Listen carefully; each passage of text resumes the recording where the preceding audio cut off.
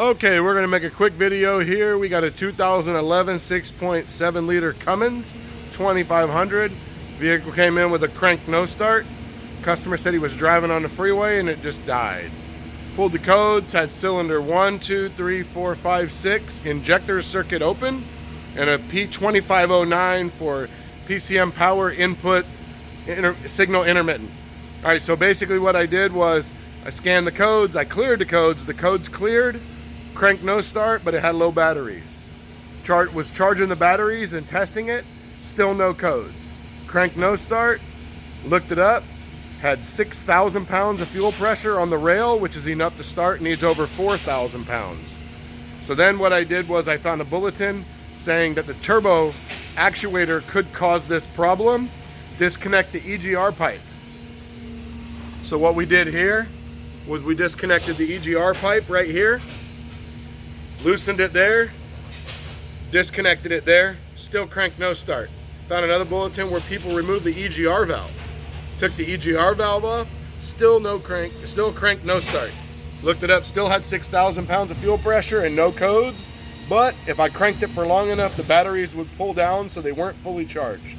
Charged the batteries overnight, came in the morning, fully charged the batteries, cleared the codes, had a cylinder 1, 2, 3, 4 injector circuit open. Tried to clear the codes would not clear. So then basically what we did was the flow chart has you disconnect the PCM connector, which is down there.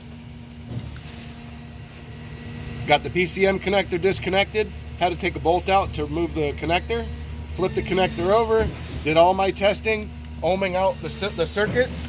Circuits ohmed out okay. Did all my tests for short to ground, short to power, everything tests okay. Next step is to remove the valve cover.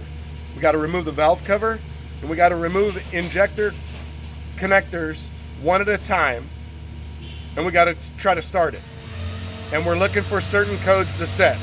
Now, if we go through this flow chart and all the injectors are okay, then we're looking at the PCM. So at this point, either we got one bad injector causing this code, or we got a bad PCM.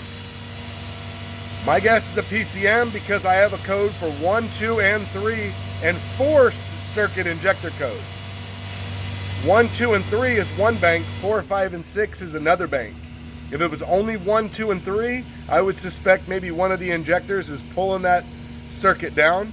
But since I have 1, 2, 3, and 4, I don't suspect that's the issue. But we still have to pull this valve cover off and isolate each injector and just double check and make sure it's not an injector pulling it down. One bad injector on this engine will keep it from starting. So we'll pull up another video as I get in my next step, and I'll let you know what I find.